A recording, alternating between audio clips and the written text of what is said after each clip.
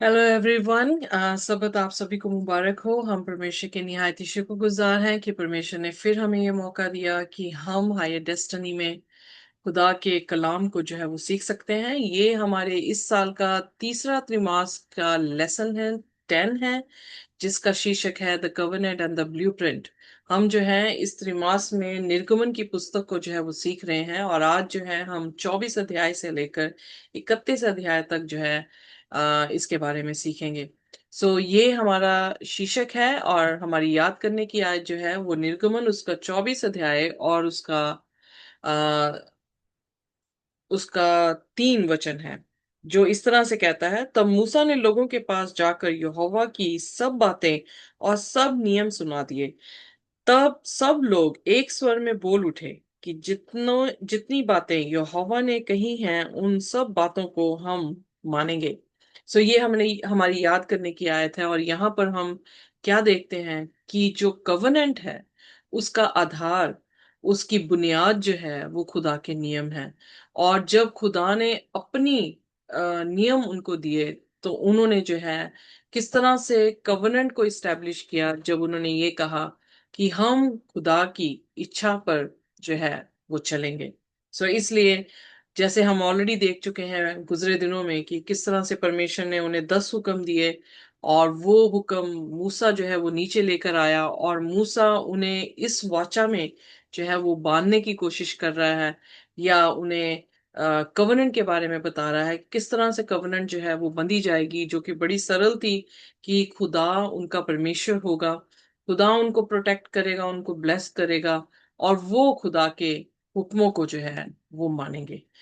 इसलिए हम देखते हैं कि ये जो कवनेंट है इस हफ्ते, वो किस तरह से लहू से वाचा जो है वो बांधी गई या इस्टेब्लिश की गई, और फिर किस तरह से फंसा हुई, और फिर एक नक्शा बनाने को कहा गया जो कि मिलाप वाले तंबू का था।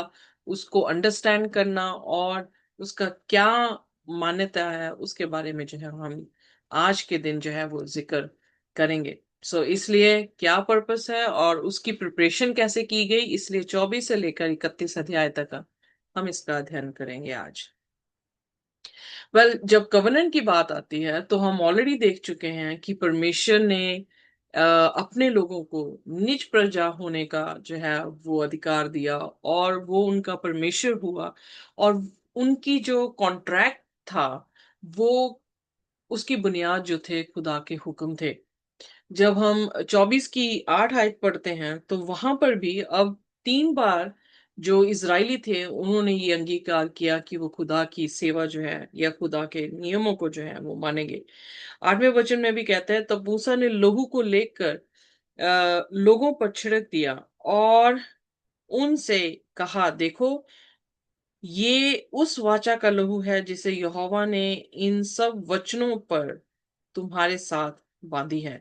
यहाँ पर हम देखते हैं कि खुदा के वचनों के साथ हमारी वाचा जो है वो बंधी हुई है। इसलिए ये बहुत जरूरी है कि हम खुदा के वचन जो है वो माने, सुने और उस पे चलें। इसलिए कवनेंट कैसे बनाई गई है, जब हम निर्गमन उसके 24 उसके 3 अध्याय में देखते हैं तो वहां पे देखने को मिलता है कि कवनेंट को जो है सबसे पहले सुनाया गया, और उसको सुनने से लोगों ने रिस्पॉन्स जो है वो बड़ा पॉजिटिव दिया, और कहा कि जैसे हम ऑलरेडी देख चुके हैं तीसरे वचन में कि उन्होंने कहा कि हम परमेश्वर की आज्ञाओं को जो है वो मानेंगे। फिर खुदा ने मूसा से कहा कि तू इन वचनों को जो है वो लिख दे, और लिखने के बाद खुदा ने ऑल्टर बनाने की जो है वो बात की। उन्होंने ऑल्टर बनाया, और वो ऑल्टर जो था उसके 12 पिलर्स थे, जो कि 12 आंकड़ा हम देखते हैं लीडरशिप को दिखाता है। जब हम पैट्रियर्क्स देखते हैं तो वो 12 हैं, जब मेजर प्रॉफिट्स को देखते हैं तो वो भी 12 हैं। तो इस कदर जो है, जब गोत्रों को देखते हैं वो 12 है। इनफैक्ट प्रकाशित वाक्य में 12 गुना 12,000, 1,44,000 लोग हैं जिनका जिक्र आया है। इसलिए 12 नीवे नए यरूशलेम की हैं, 12 जो है वो दरवाजे हैं नए यरूशलेम के। ये 12 आंकड़ा जो है वो खुदा के लोगों को दिखा रहा है, और उनकी लीडरशिप के अंडर जो है, जो निज प्रजा बनी है उसके बारे में जो है वो सिग्निफाई कर रहा है।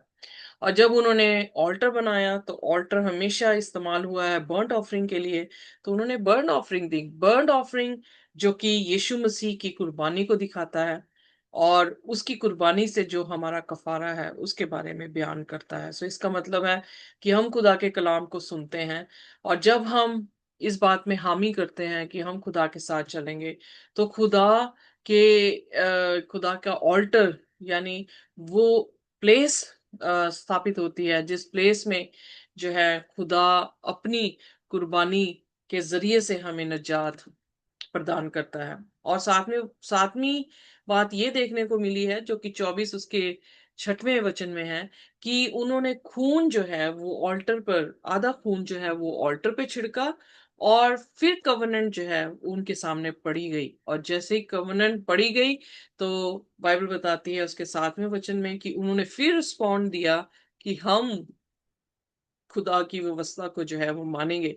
और फिर 8वें वचन में फिर जैसे ही उन्होंने ये बात कही कि हम खुदा के वचन को मानेंगे, तो जो आधा खून मेमने का बचा था वो लोगों के ऊपर जो है वो छिड़का गया। सो यहां से हमें ये पता लगता है कि खुदा की जो वाचा है उसके लहू से बनी है। उसका लहू अगर ना हो तो हमारी वाचा जो है वो अधूरी है। बिना लहू के कफारा नहीं, तो बिना लहू के वाचा भी नहीं है। और बिना लहू के ना उसकी निज प्रजा है और ना वो परमेश्वर है। सो उसका लहू जो है वो उन लोगों के लिए बहा जिन लोगों ने ये हामी करी कि वो परमेश्वर की आज्ञाओं को जो है वो क्या करेंगे, मानेंगे।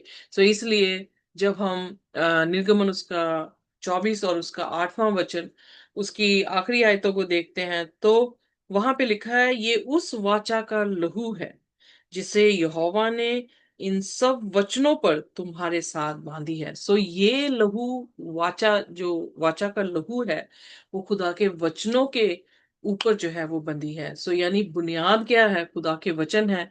और हम अगर उसकी निज प्रजा हैं और अगर हम उसकी वाचा में हैं तो हमें ये हुक्म या वचनों पर जो है वो चलना होगा। फिर उसके बाद हम देखते हैं 9वीं से 11वीं आयत में कि खुदा ने जब वाचा कायम की तो उसके बाद भोज जो है वो किया गया। और वो भोज जो है वो एक तरह का एंट्रिटी दिखाया जा रहा है, एक तरह के कॉन्ट्रैक्ट में और प्रॉमिस में या वाउस में बंधने को जो है वो दिखाता है। सो उस टाइम के कल्चर में इवन जो खाना खाना है वो बड़ी आदर की बात समझी जाती थी। कि जैसे कोई इंसान दावत में बुला रहा है, खाना खा रहा है आपके साथ। और आज के टाइम में भी ऐसा ही है कि अगर इमेजिन करें कि अमेरिका का प्रेसिडेंट या इंडिया के प्राइम मिनिस्टर जो है वो आपको दावत दें और आपके साथ मेज पर बैठकर खाना खाए, तो आपके लिए कितनी आदर की ये बात होगी। आप शायद तस्वीरों को जो है वो लोगों तक पहुंचाने की कोशिश करेंगे ताकि लोग देखें कि आप जो है वो इतने बड़े शख्स के साथ जो है वो बैठे हैं। सो यहाँ पर 70 जो है वो बुजुर्ग और फिर हारून और उसके दो बेटे और मूसा जो है वो सिनाई पर्वत पर जाते हैं और वहां पर वो परमेश्वर को देखते हैं। इनफैक्ट उसके साथ जो है, खुदा के साथ जो है वो भोज करते हैं। और इतना ही नहीं बल्कि खुदा ने स्पेशली वहां पर जो है वो यूथ को वैल्यू दी है। और फिर आगे आप देखेंगे कि खुदा उन्हें जो है अपनी निज ट्रेजर को दिखा रहा है। और दिखाया गया है कि जो पहलौठे हैं वो खुदा के हैं। सो खुदा की डिजायर जो है इस वाचा में वो यही है कि वो हमारे साथ संबंध बना सके। इसीलिए उसका लहू बहा ताकि उसके लहू के जरिए से हम उसके साथ जो है उसके बेटे और बेटियां बन सकें। पहले आदम की जिक्र जब पौलुस करता है तो पहले आदम से हम जितने भी उसकी संतान रहे हैं वो पाप के कारण जो है वो मरे हैं। पर जब दूसरे आदम के जरिए से विश्वास के साथ जब हम उसके बेटे और बेटियां बनते हैं, तो जो जिंदगी उसने ली है वही जिंदगी हमारे में जो है वो फ्लो हो रही है। तो जब तक हमारा कनेक्शन ना हो पर्सनली उसके साथ या as collectively as a church, तब तक जो है हम उस रिलेशनशिप में जो है वो कायम नहीं है। और उस रिलेशनशिप का जो, फिर दोबारा से कहूंगी कि जो बुनियाद है वो खुदा का कलाम है। और फिर ये कवनेंट फुलफिल कैसे हुई, जैसे ऑलरेडी हमने 7वें वचन में जब देखते हैं तो वहां पे लिखा है, तब वाचा की पुस्तक को लेकर लोगों को पढ़ सुनाया। उसे सुनकर उन्होंने कहा, जो कुछ यहोवा ने कहा है उस सब को हम करेंगे और उसकी आज्ञा मानेंगे। सो यहाँ पर हम देखते हैं कि वाचा इस्टेब्लिश ही इसी कारण हुई कि वो खुदा के वचनों को जो है ओबे करने के लिए जो है रजामंद हुए। सो यकीनन ये बात बिल्कुल साफ है कि खुदा के हुक्म, खुदा के वचन जो है वही हमारे हमारी बुनियाद है। जैसे यीशु मसीह ने कहा मत्ती उसके 7 अध्याय में कि वो इंसान जो मेरे वचनों को सुनता और उस पे चलता है वो एक बुद्धिमान व्यक्ति के समान है जिसने अपना घर चट्टान पर बनाया। चट्टान एक ऐसी नींव को दिखाया जा रहा है जो नींव मजबूत है कि बारिश आई, तूफान उठे, पर वो घर जो है वो नहीं गिरा। बट दूसरा घर दिखाया गया वो उस व्यक्ति का जो मूर्ख था, जिसने खुदा के कलाम को सुना पर उस पर नहीं चला, और उसका घर जो है वो भालू पे बना, जिस फाउंडेशन को पानी बरसा, तूफान आई और उसे गिरा दिया। बट फुलफिलमेंट कवनेंट की जो हुई उनके कहने से, तो हमें दिखता है कि वो एग्री हो गए इस एंट्रिटी में। बट दूसरी बात हम देखते हैं, जब हम 32 की 8 में देखते हैं तो वहां पर हमें देखने को मिलता है कि इनकी कमिटमेंट सिर्फ थोड़े समय के लिए थी। 24 अध्याय में 3 बार ये हामी करते हैं कि हम खुदा के साथ वफादार होंगे, हम खुदा के हुक्मों को जो है वो मानेंगे। पर 32 अध्याय में हम देखते हैं कि वो सोने का बछड़ा बनाते हैं और सोने के बछड़े को जो है वो अपना परमेश्वर जो है वो मानने की बातें करते हैं। सो आइए देखते हैं। यहाँ पे लिखा है, जिस मार्ग पर चलने की आज्ञा मैंने उनको दी थी उसको झटपट छोड़कर उन्होंने एक बछड़ा डा ढाल कर बना लिया। फिर उसको दंडवत किया और उसके लिए बलिदान भी चढ़ाया और ये कहा कि हे इज़राइलियों, तुम्हारा परमेश्वर जो तुम्हें मिस्र देश से छुड़ा ले आया है वे यही है। सो यहाँ पर हम देखते हैं कि कितनी जल्दी जो है वो बदल गए, उनका गॉस्पल बदल गया, उनका परमेश्वर भी बदल गया। और इनफैक्ट यहाँ पे लिखा है कि उन्होंने ढाल ढाल दिया उस सोने को एक बछड़े के रूप में और उसको दंडवत किया और उसे अपना परमेश्वर कहा और सारा क्रेडिट एक मूर्त को जो है वो दे दिया। सो उन्होंने खुदा के कलाम को, खुदा के हुक्म को जो है वो तोड़ दिया, जिसमें लिखा है तेरा एक ही परमेश्वर हो और किसी मूर्ति की तू जो है वो पूजा ना कर।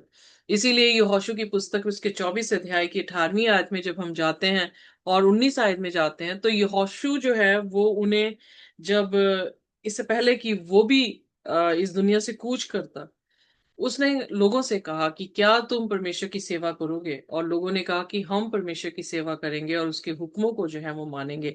तो यहोशू जो है वो इस बात में उनके साथ अंगीकार नहीं किया। उसने ये कहा कि तुम नहीं, you will not be able to serve the Lord, क्योंकि वो जानता था कि इंसान किसी भी तरीके से यू नो उसके पास इतनी सामर्थ नहीं है कि वो खुदा के हुक्मों को जो है वो मान सके, क्योंकि हम जो है वो बहुत ज्यादा वीक हैं।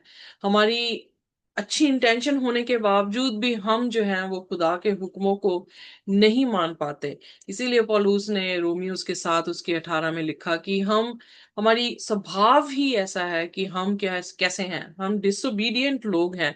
हम ना हम हुक्म नाफरमानी जो है वो करते हैं। और फिर उसके बाद 7 की 24 में उसने कहा कि we can not do to change our tendency. इसलिए यीशु ने कहा तुम मेरे या without me you can not do anything, जो कि यूहन्ना उसके 15 अध्याय और उसकी पहली 5 आयतों में हम जो है वो देखते हैं। सो यहाँ पर रोमियो की पुस्तक में भी जो है वो पौलुस बहुत ही खूबसूरत तरीके से जो है वो बयान कर रहा है हमारी फितरत को, हमारी तरबियत को, कि हमारी तरबियत जो है वो अच्छी नहीं है, हम इतने जोरावर नहीं हैं। क्योंकि मैं जानता हूं कि मुझ में अर्थात मेरे शरीर में कोई अच्छी वस्तु वास नहीं करती। इच्छा तो मुझ में है, परंतु भले काम मुझसे बन नहीं पड़ते। सो वो एक इंसान की जो निर्बलता है उसके बारे में जिक्र कर रहा है, और अपनी टेस्टिमनी दे के टेस्टिफाई कर रहा है कि इवन मैं भी जो हूं वो नहीं कर पाता हूं। सो फिर कौन करेगा?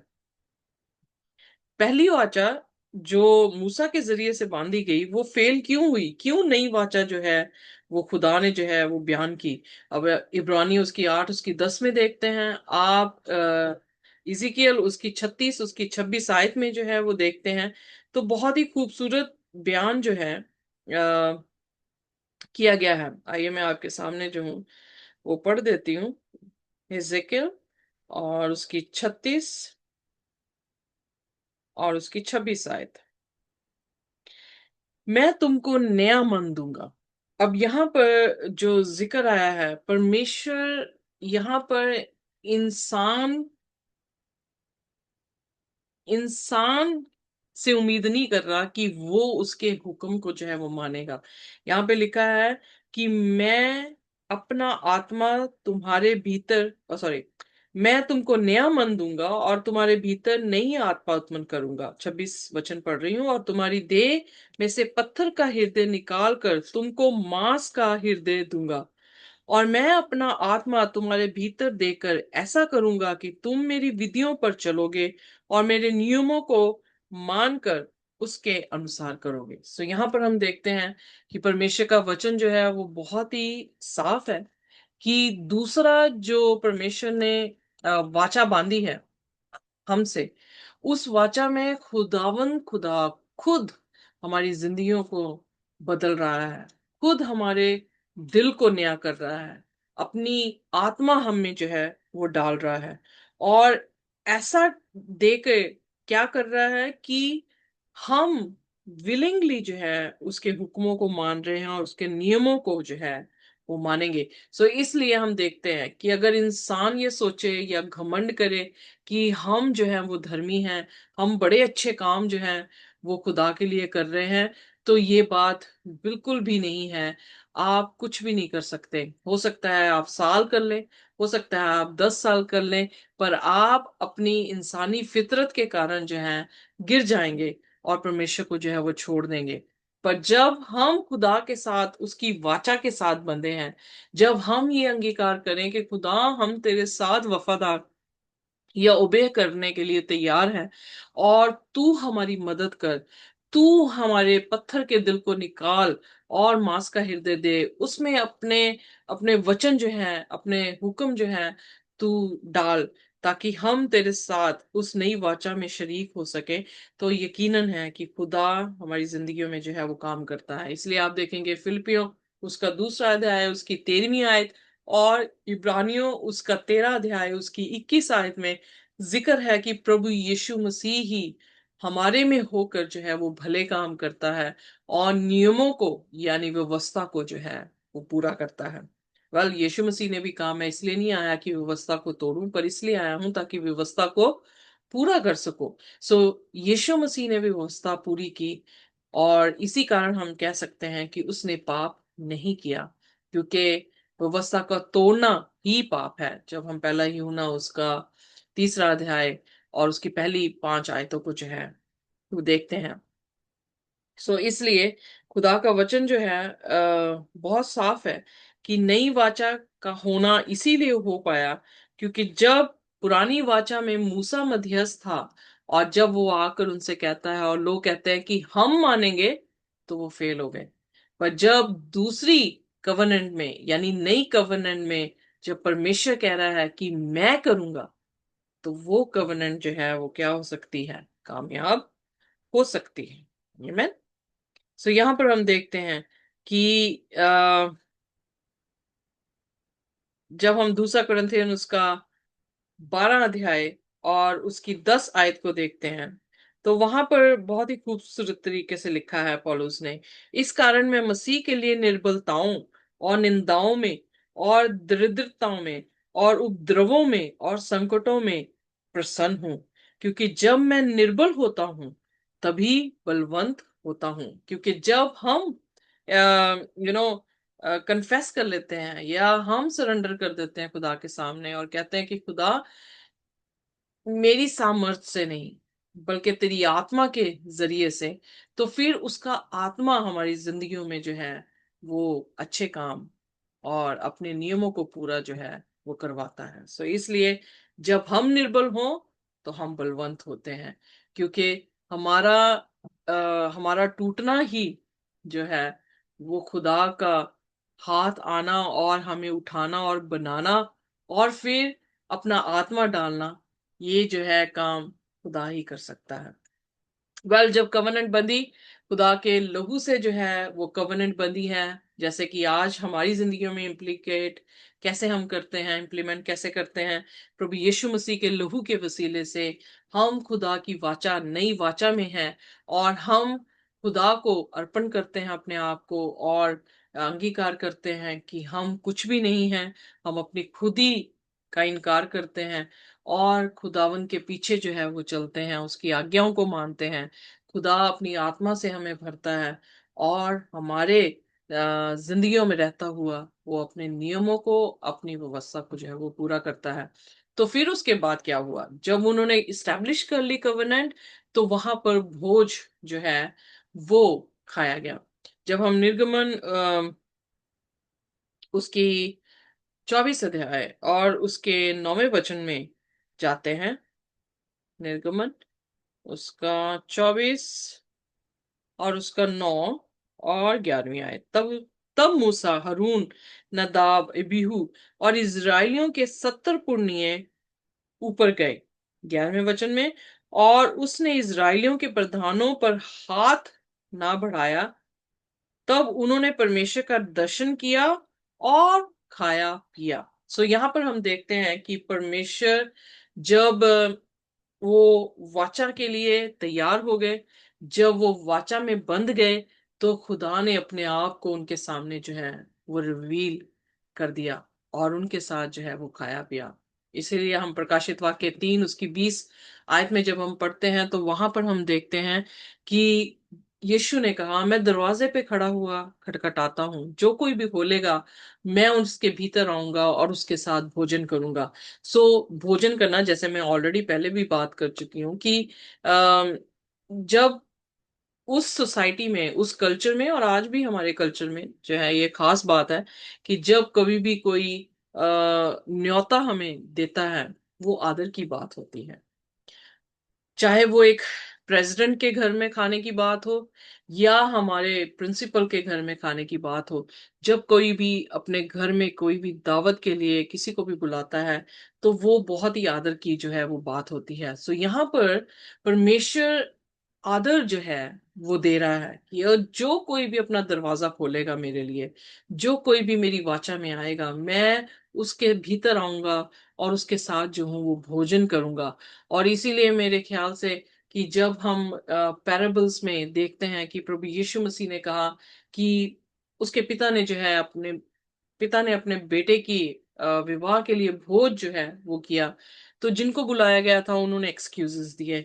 तो खुदा ने हाईवे से जितने लंगड़े लूले थे उन सभी को न्योता दिया और फिर उसके बाद उस न्योते के दौरान जो है ये इन्वेस्टिगेट किया गया कि सभी जो हैं वो मैरिज सेरेमनी के लिए रेडी हैं या नहीं। तो एक व्यक्ति के पास कपड़े नहीं थे और बाइबल बताती है कि उसे बांध कर अंधकार में फेंक दिया गया जहां दांतों का पीसना था।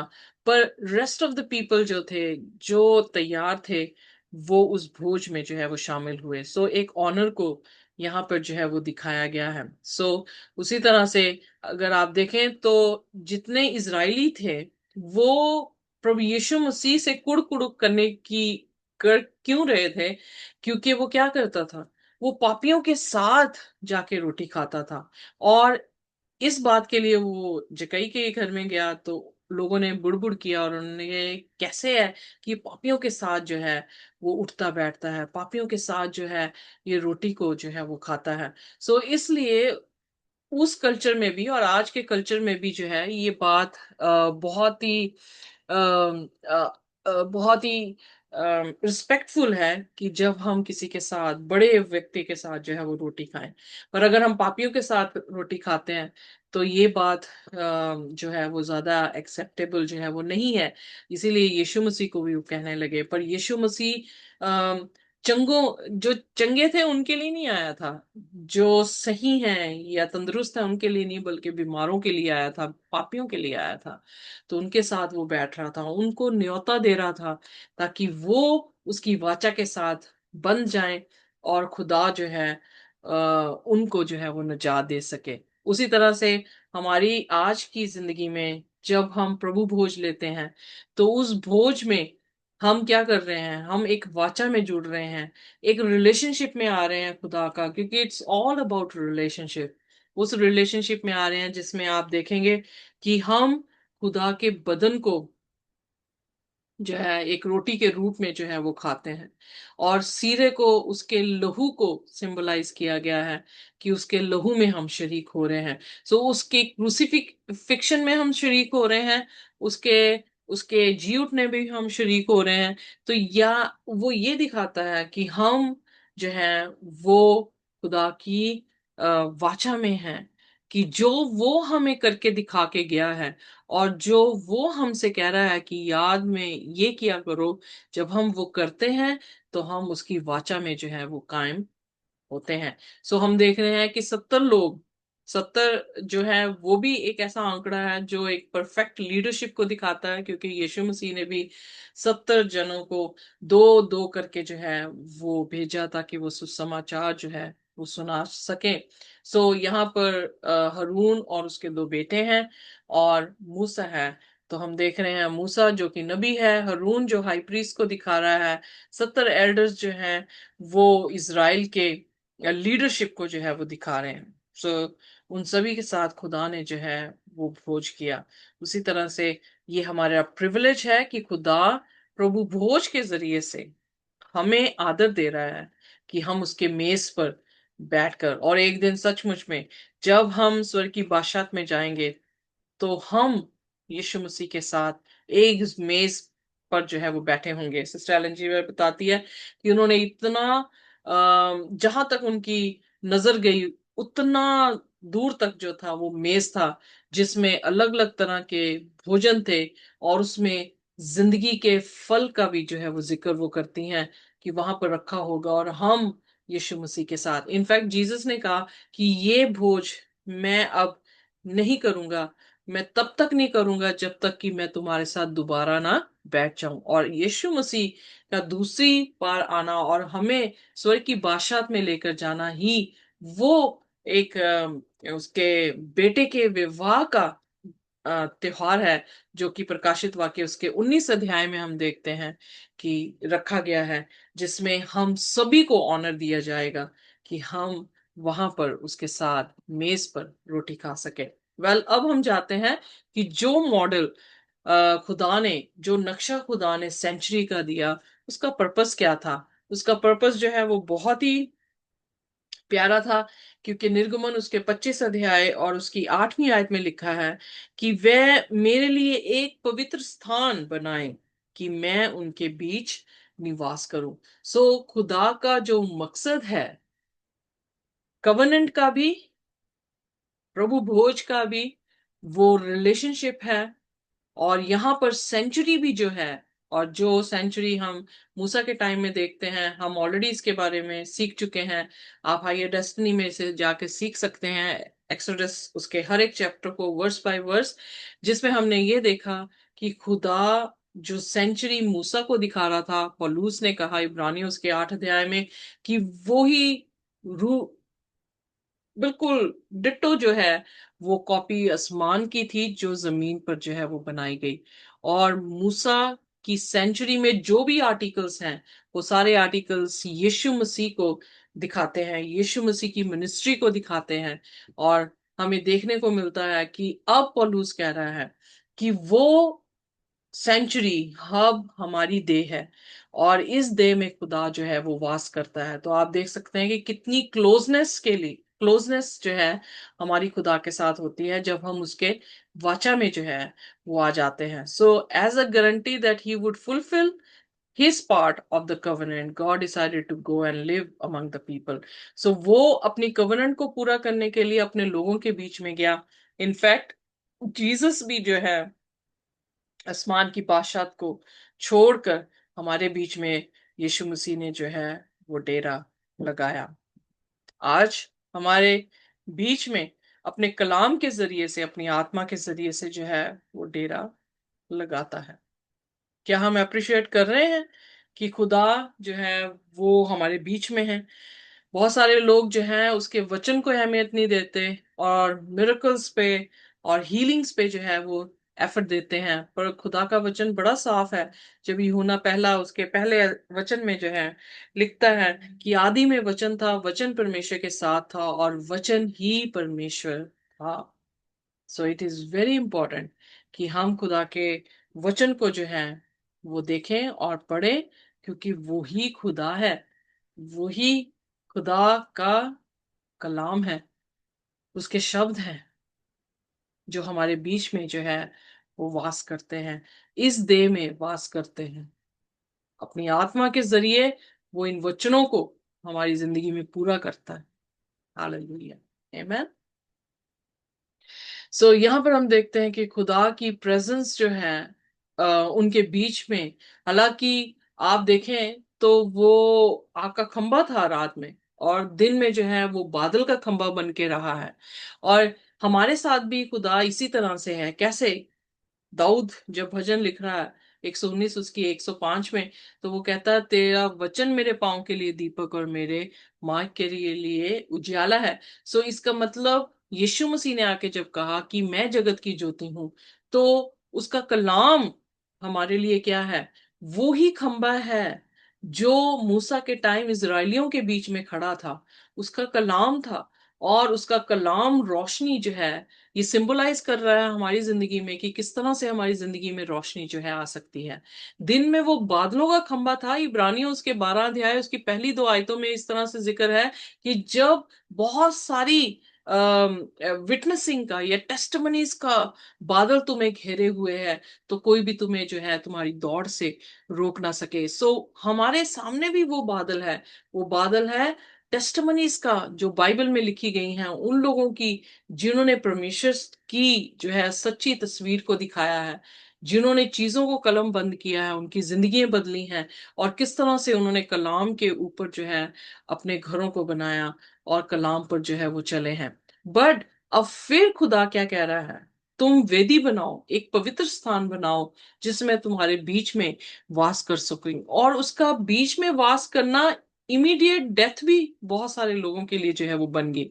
वही लोग जो 3 बार अंगीकार कर रहे थे कि हम जो है वो खुदा के हुक्मों में चलेंगे, और वो फेल हो गए जब उन्होंने सोने का बछड़ा बनाया। और इनफैक्ट अपेरेंटली यानी कॉन्सिक्वेंटली उनकी जो है वो मौत भी हुई, क्योंकि उन्होंने खुदा के हुक्म को जो है वो तोड़ा था।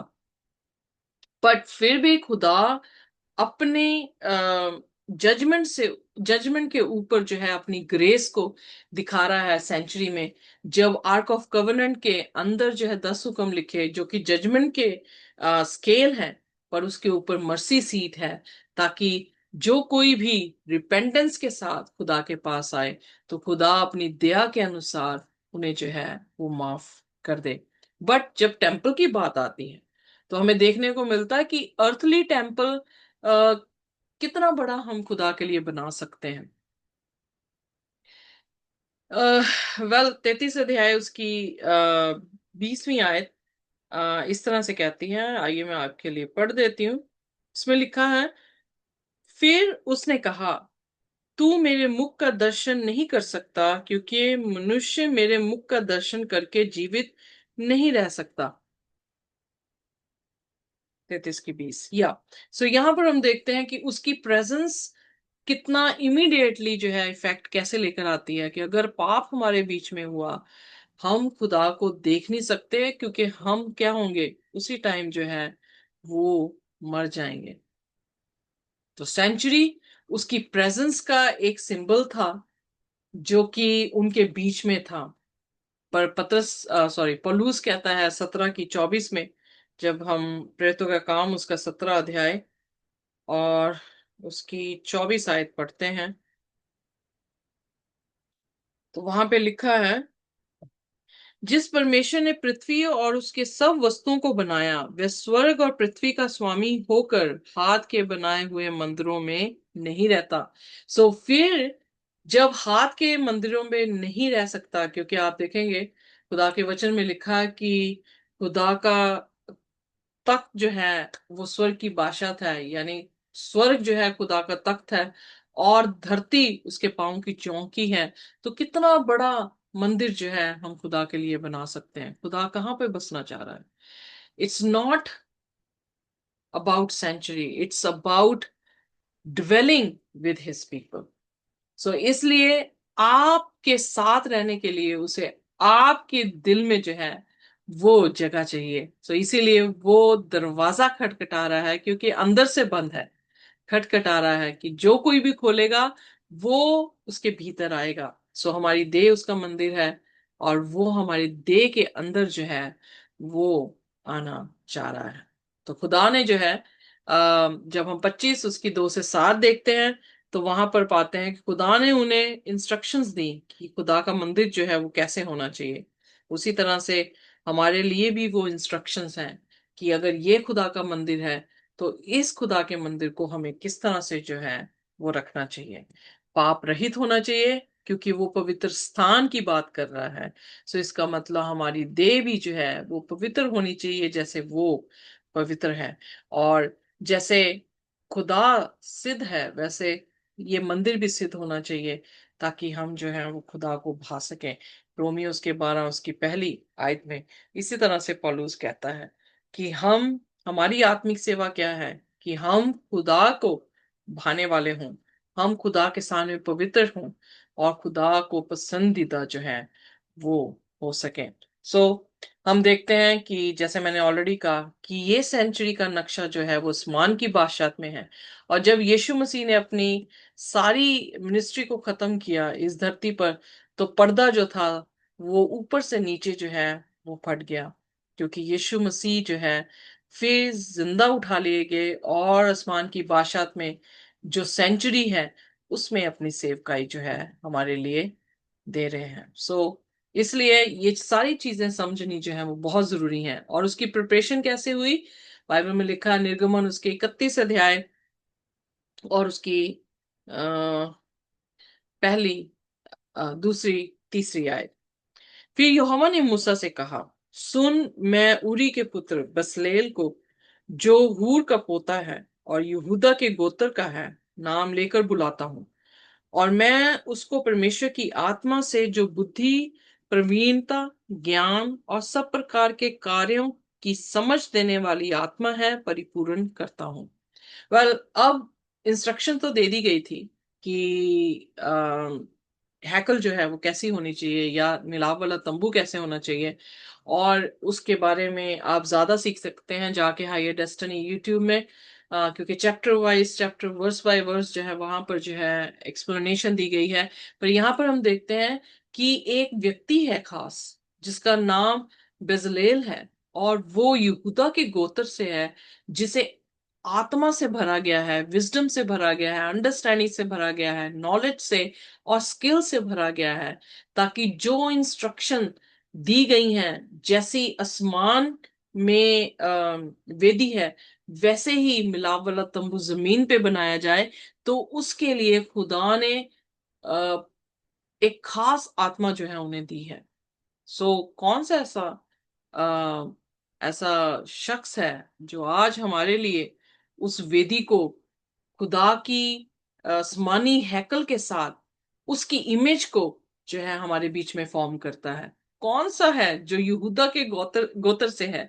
कोई और नहीं, प्रभु यीशु मसीह है। और प्रभु यीशु मसीह पूरी सामर्थ से, पूरी बुद्धि से और प्रवीणता से समझ से जो है वो भरे हुए हैं। सो आप देख सकते हैं कि अम, खुदा सिंबलाइज कर रहा है यीशु मसीह की मिनिस्ट्री को। और फिर बजलेल ने जो है वो तराशे, हर एक चीज को तराशा जो कि सेंचुरी में था। वो बिल्कुल भी पहले कभी भी ऐसा आर्किटेक्ट नहीं बनाए थे। ये उनके लिए फर्स्ट अटेम्प्ट था। और फर्स्ट अटेम्प्ट उन्होंने खुदा की आत्मा की बुद्धि, समझ से और स्किल से जो है उसको तराशा। और किस तरह से परमेश्वर ने उन्हें जो है आर्क ऑफ कॉवेनेंट बनाने को कहा। 7 दीवट जो है लैम्प स्टैंड को जो है वो बनाने को कहा। एक ही लकड़ी से उसने तराशा गया, किस तरह से आलमंड्स के फूलों को जो है हर डाली में जो है वो डाला गया। सो आप जब डिटेलिंग्स में जाते हैं तो आप देखते हैं कि खुदा जो है वो सचमुच में क्रिएटिव है। और उसकी क्रिएशन को इमेज देने के लिए सिर्फ खुदा का आत्मा ही वो इमेज जो है वो फॉर्म कर सकता है। अगर खुदा ने बागेदन में हमें अपनी इमेज में बनाया और पाप ने वो इमेज खराब की है, तो खुदा का आत्मा ही हो सकता है जो दोबारा से फॉर्म वैसा कर दे। क्योंकि हम में ये कुव्वत और ताकत नहीं है। हम निर्बल हैं, हम गरीब हैं। इन चीजों में हम जो है वो निपुण नहीं हो सकते बिना यीशु मसीह के। इसीलिए यीशु मसीह ने कहा, मैं दाखिलता हूँ, तुम मेरी टानियां हो। जो मुझ में बना रहता है वो फल लाता है, यूहन्ना 15। और फिर जो ना मेरे में लगा हो तो वो फल नहीं लेकर आ सकता। तुम मेरे बिना कुछ भी नहीं कर सकते हो। सो खुदा के आदेश थे। खुदा ने अपने टैलेंट्स, अपने गिफ्ट्स जो हैं अलग अलग इंसान को दिए, अलग अलग काम करने के लिए। कईयों ने पर्दों को जो है वो उन धागों से जो है बनाया। कईयों ने लकड़ी लकड़ी में जो है वो काम किया। और जो बेजलेल था वो मेन जो है वर्कर था जो ये सारे काम कर रहा था। और उसके असिस्टेंट जो थे वो भी काफी थे। सो इसलिए बजलील जो थे वो डायरेक्टर डायरेक्टर थे एक तरह के, पूरे एंटायर प्रोजेक्ट के जो है उनको डायरेक्ट कर रहे थे। निर्गमन 31 उसकी 2 आयत में। और ओहलियाब जो था वो उसका चीफ असिस्टेंट था, जिसका नाम जो है निर्गमन उसके 31 उसके 6 वचन में जो है वो। एंड और भी लोग थे जो उनकी मददगार थे, जो उनकी हेल्प कर रहे थे। जब हम निर्गमन 31 उसकी 6 आयत में जो है वो देखते हैं। सो इन पूरी इंस्ट्रक्शन जो सेंचुरी की दी गई है उसमें स्पेशल जो एम्फोसिस है वो क्यों है सेंचुरी में। सेंचुरी क्यों बनाई गई? क्योंकि सेंचुरी इसलिए बनाएगी कि हर सबत के दिन, जो कि हम निर्गमन उसके 31 उसकी 12 से 17 आयत में जब हम देखते हैं, तो वहां पर परमेश्वर जो है आदेश दे रहे हैं। खास आदेश जो है वो दिया गया है और वो ये है। फिर यहोवा ने मूसा से कहा, तू इज़राइलियों से ये भी कहना कि निश्चय तुम मेरे विश्राम दिनों को मानना, क्योंकि तुम्हारी पीढ़ी पीढ़ी में मेरे और तुम लोगों के बीच ये एक चिन्ह ठहरा है, जिससे तुम ये बात जान रखो कि यहोवा हमारा पवित्र करने वाला परमेश्वर है। सो यहाँ पर हम देखते हैं कि सेंचुरी का रीजन, उसकी प्रिपरेशन, उसका उसका पर्पस ये था कि सब लोग जो हैं वो सबत के दिन खुदा की जो है उपासना कर सके। ये एक तरह का वर्टिकल रिलेशनशिप है जो इंसान का खुदा के साथ जोड़ता है। जब हम मैरिज को देखते हैं तो वो एक इंसान के रिलेशनशिप को एक इंसान के साथ जोड़ता है। सो दो ही इंस्टीट्यूशन जो है वो बागेदन में बनाए गए। पहली मैरिज, दूसरा जो था वो सबत था।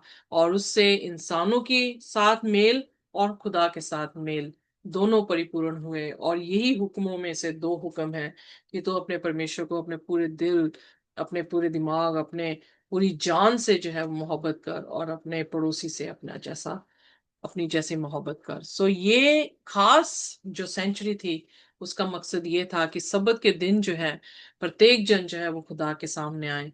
और ये एक चिन्ह है, इस कवनेंट में एक चिन्ह है जो कि एक ऐसी खास पवित्र चाबी है जो आशीष को खोलती है। और वो साइन है उस पवित्रता का। जबकि हम इजिकल उसके 20 उसकी 12 और उसकी 20 आयत में भी देखते हैं कि ये चिन्ह है खुदा और खुदा के लोगों के बीच में, कि खुदा उनका खुदा है, उनको पवित्र करने वाला खुदा है। सो यानी सेंचुरी से हम ये जान पड़ते हैं कि खुदा अपने सब्बत के दिन उन्हें क्या करता है, पवित्र करता है। और वाचा का सब्बत का दिन उनके लिए खुदा और उनके बीच में जो है चिन्ह ठहरता है। सो इसलिए जो प्रकाशित वाक्य में हमने देखा, उसके 7वें अध्याय, उसके 14वें अध्याय में, तो वहां पर सील के बारे में जो है खुदा बात कर रहा है।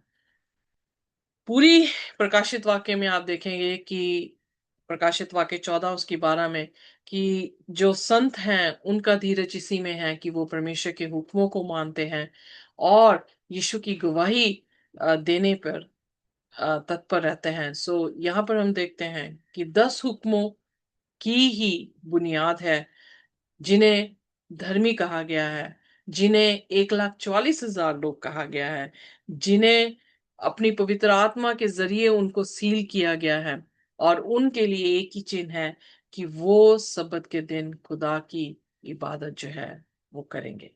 सो आइए हम भी किसी तरह से निर्बुद्ध ना ठहरे, जो खुदा ने हुक्म दिए हैं उन हुक्मों की तहजीम करें, फरमानी करें, ताकि हम उस वाचा के बीच में जो है वो शरीक हो सकें। और फिर जब हम उसके प्रभु भोज में जाते हैं तो ये स्मरण करें कि हम उसकी वाचा जो कि उसके लहू से बंधी है उसमें शरीक हुए हैं, और एक दिन उसके साथ रूबरू भी जो है वो शरीक होंगे। सो खुदा हमें आशीष और बरकत दे, ताकि हम किसी भी तरह से हुक्मों की नाफरमानी ना करें, बल्कि हुक्मों को मानते हुए खुदा के बीच में मजबूत होते चले जाएं।